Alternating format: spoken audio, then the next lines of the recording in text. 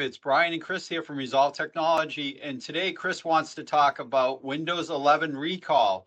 We mentioned this in a previous video. I don't know if it got uploaded yet, but we're just going to talk about, we briefly talked about Windows 11 recall, a new functionality in upcoming version of Windows 11. But Chris wants to drill down a little bit into some of the privacy issues with recall, and we're going to just kind of go back and forth and give our thoughts on this Windows 11 recall. Go ahead, Chris. Yeah, so they're mentioning that first and foremost, I think this is somewhat part of that 24H2 update, which we've not uploaded yet, but we've done a video on. But this only relates to Copilot Plus PCs, which aren't in the wild yet anyways. So any of those that are running an ARM-based processor that's dubbed a Copilot Plus PC. But the concern is Windows 11 recall taking snapshots. We kind of alluded to this in our previous video.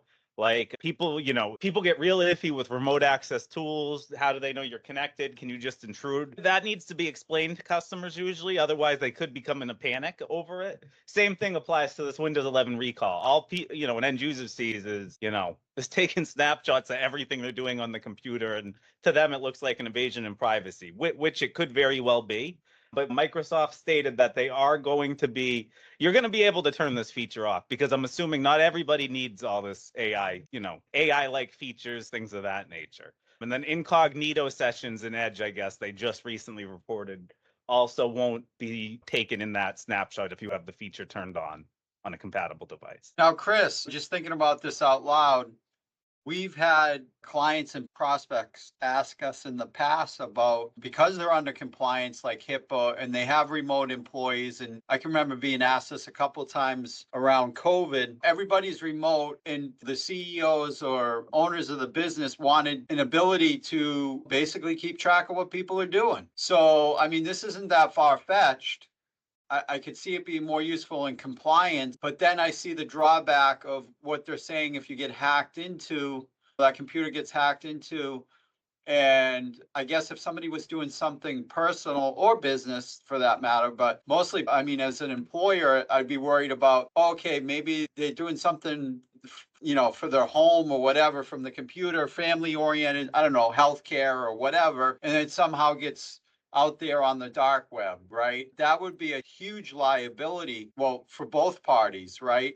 But at the same time, the other part of me says, we all have phones nowadays and tablets and things like that and guest networks. Yeah. What we usually suggest is people use that, do their personal stuff from the personal devices and not the work computers. So I could see, like, if you had a well thought out policy and people abided by it, this might not be a problem. Then the only problem would not be the employees' data that could be extracted, but it would just all be business data. And if you're not secure anyway, that's a problem. But I don't know. I kind of go back and forth with it. What do you think? Yeah, no. So I mean, I saw, on certain platforms, Reddit, people are like in an uproar. I don't need AI features. People are very resistant to change when it comes to technology, unfortunately. But with the nature of all this explosion of technology, IoT devices, smart devices, etc., there are breaches. Large companies like Microsoft, people don't really trust them with their data. And I can't say I blame them, because at the end of the day, you need to be somewhat responsible for your data too, though I don't think all the blame would fall on Microsoft. There's a lot of insecure environments,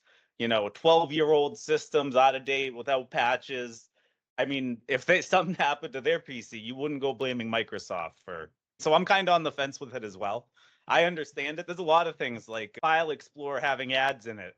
When I saw something like that, I go, what is this, April Fool's Day? But I mean, there are other operating systems out there. Linux has several variations or distributions. You have Mac OS. So it's not like you're forced into one option. But for business, at the end of the day, Microsoft is a business and Windows is a business-oriented operating system. I know it's compatible with most major applications, or if not all major applications. And it's also like more compatible for gaming and stuff like that. But at the end of the day, you got features like BitLocker, the Pro Edition with what else does some of the others? I'm drawing a blank on some of them. I know it has BitLocker. There's some Hyper-V Manager with the Pro version of Windows 11, things like that are all they're business features. The developer mode, turning that on, that's the software development and engineering and things along like that. But at the end of the day, I see this more as a business. This recall feature I can see it being used in both environments, but I think it's first and foremost for businesses using these Copilot Plus PCs with ARM-based processors. And I don't think this is necessarily for the employer to extract, to see what the person is doing. It's not a, Right. I don't think that Efficiency. Microsoft was going after the Big Brother thing, even though we're mentioning that. I think it was more or less using this as a way to recall your information quickly because we're all over the place. I don't know about you, but I have, Yeah. you know, 50 tabs open at one time in the browser. And it's like you lose track of, you know, what you were doing sometimes. And it's an easy way to turn back the clock. I mean, I like the concept. Yeah, no, I could see, like on my work computer, if it didn't require an ARM-based processor and I could run it right now, I would. Personal computer, I don't know, I'd have to play with it, or I'd virtual. If I could do some kind of virtualization to test it out, that's probably the route I'd go. But no, absolutely, anything that this is the thing with efficiency. Just look at all the new AI. That's what the AI Copilot for Microsoft 365 help you with your calendar, with email scheduling. That's not really for the everyday, like I'm just browsing the web at home. That's more business based, I guess you could say. So I can see a lot of positives, and there are still concerns some people are making. Not to take away from them, they are entirely valid. But I mean, we're going to just have to wait and see how this thing plays out. Yeah, I agree. All right, we'll wrap it there. I'll include the link to this article in there and Yep. the link to the previous video we did on the newest version of Windows 11 where they talk about this. All right. right. Thanks, Chris.